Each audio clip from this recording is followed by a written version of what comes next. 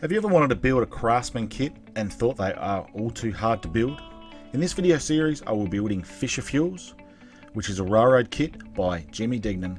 I will step you through some very basic steps to achieve some awesome results. Hi, I'm Darren from Model Railroad Techniques. My YouTube channel produces how-to videos for the beginner modeler. If you follow these steps, I will help you build your Craftsman kit. The skills you will learn can easily be transferred across to any Craftsman kit you choose to build. So let's get started.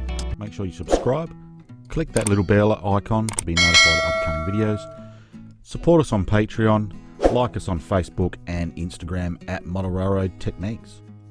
So what I did here, the first detail part I looked at was to paint the chimney. So I used three different colours. I'm going to use sort of a raw umber or a darkish brown colour, raw sienna, and also a yellow ochre. So all I'm doing here is picking up individual bricks with a fine brush and just bringing out those details.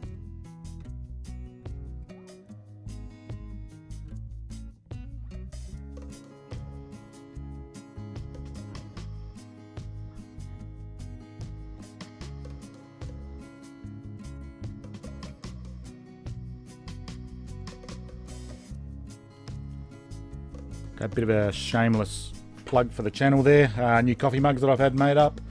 Model Railroad Technicians. So the next step here, what I found with this casting is, normally with other brick that I've done before, the grooves or the mortar lines within the brick is quite defined. So you can actually just paint through and then just come over the top with whatever you're going to use your mortar, whether you use like a spackle or any other medium. But what I found with this one, you had to be more precise colouring your bricks, because the mortar lines in other brick carb that I've used before, or brick detail, you can cover up any blemishes with your painting. So what I ended up doing was using some pastel chalks or some Vallejo, sort of a light grey watercolour. You can sort of see it there, that's popped up. So that has hidden some of the blemishes somewhat. I'm not totally happy with the way that has come up, but from a distance of sort of 12 inches, it's quite adequate.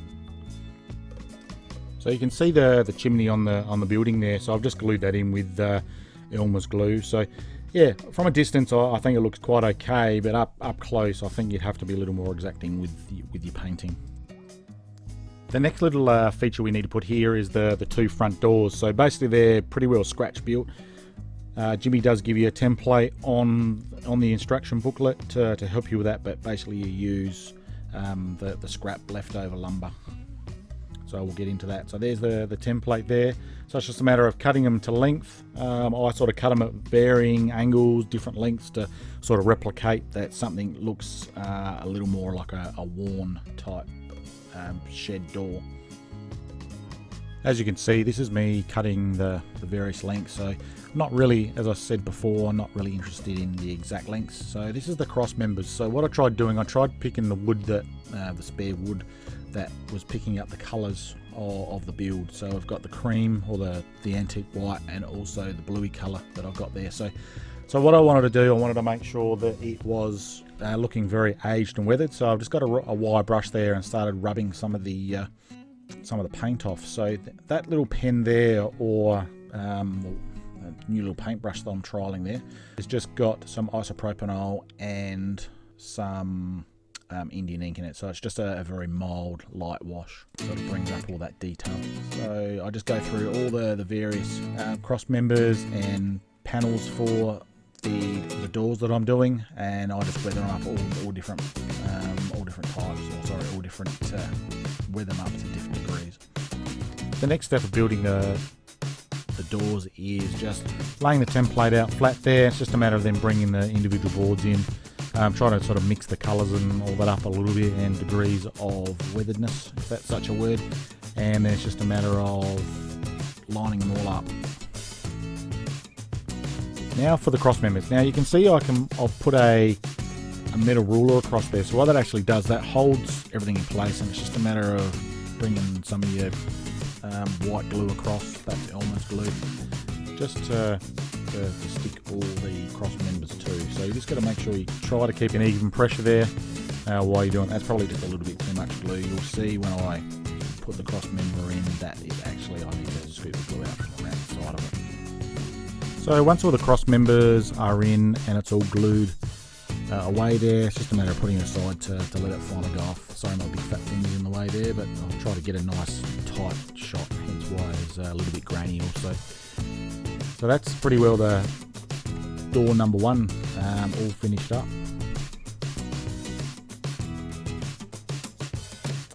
So there you go, there's door number one sort of all finished up. I'm quite happy with the texture and the colouring in that. How the sort of the black wash comes through, and also sort of the chipping of the paint. There's another version of one of the doors that I've done there. I've gone a little bit harder with the weathering on that one, and it's come up quite nicely. So these detail bits are quite hard to videotape. So you've got a little trash bin there. So all I've started is I spray painted that a black undercoat colour. Just be careful you don't sort of go overboard with it because you lose a lot of detail. So at this point in time, I'm just picking up different colours there. You can see I've got a silvery colour. I'm sort of just going through and just picking off individual cans, bits of metal that might be in that bin around an industrial site.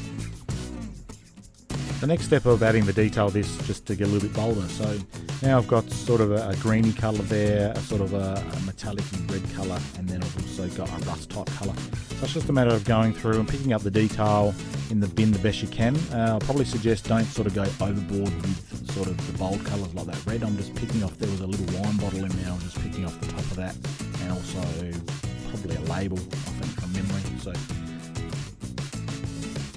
the next thing I did with the bin was I went back in with the isopropanol wash with that new brush that I'm trying out. Sorry, I'm just trying to get that in focus the best I can. So you can sort of see the detail how I've sort of picked it out there. So the next step is now just adding a little bit of rust and wear and tear. So what I did with that, I just did with a Q-tip with various rust type colours and just grade the different colours up. The next detail part I looked at doing was the small little palette or skids. So the first thing I did, I undercoated them with a black primer as well. So the first, I just went across with a sort of a raw umber wash, as you can see there. So the next bit, I'm just going to, almost like a dry brushing technique with sort of a burnt umber and the yellow ochre. Sort of bring out some of the detail to make it look like some more aged wood. I've never done a metal casting of wood before, so it's a bit of a trial and error, and it didn't come up too badly. I'll show you shortly how I come up with it, or what it looked like I should say. Once I did that, I came back in with a sort of a darker brown type colour, just made it into a wash to sort of tie all the colours together.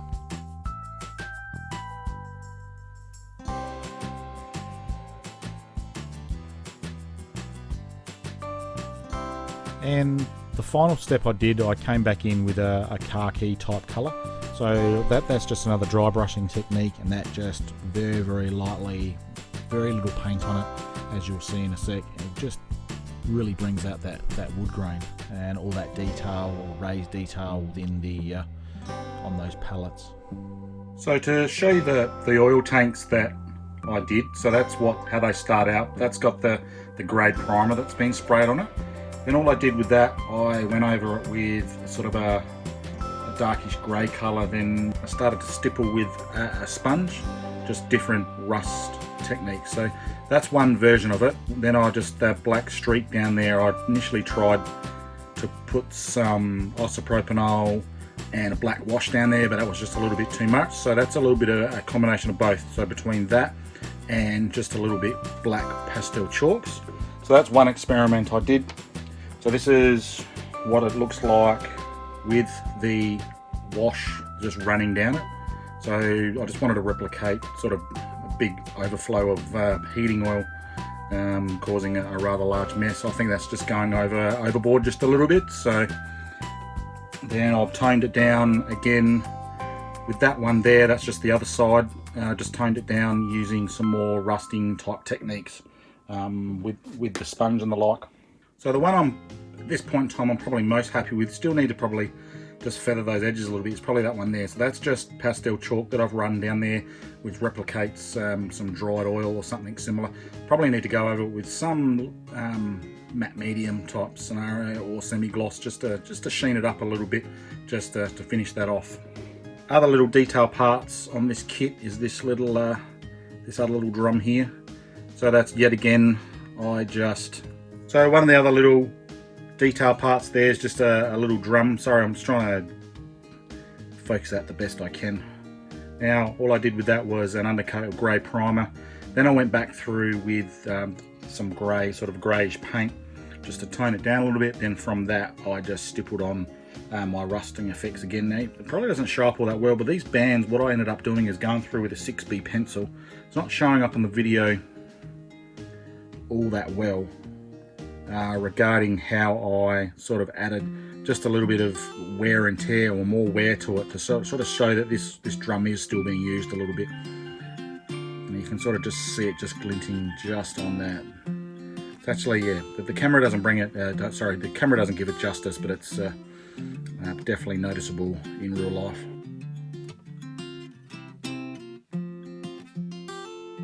Okay, so the detail parts are now all added to the kit. So you can see I've added one of the oil containers, the rubbish bins along the front. All the doors are now in that I made in the previous video. Now what I did, I just ran some dark pastel chalks along the bottom there, just to gunge that up a little bit. Then obviously I've added the sign. So what I did with those was, before cutting them out, I just did a stipple with some rusty type paint colours, so your raw and your burnt umbers, and like a yellow ochre.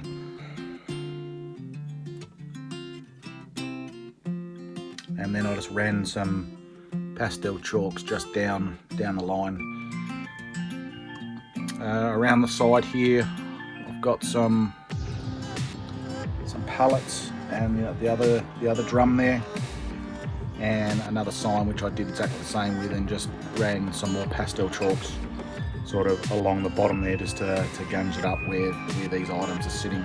So on the whole, that kit's probably pretty well done. I need to probably go back in a little bit a few more times and just maybe tidy up some of the chalk. I'm still debating whether I'm going to go over again with a burnt umber ink wash or a black sort of wash.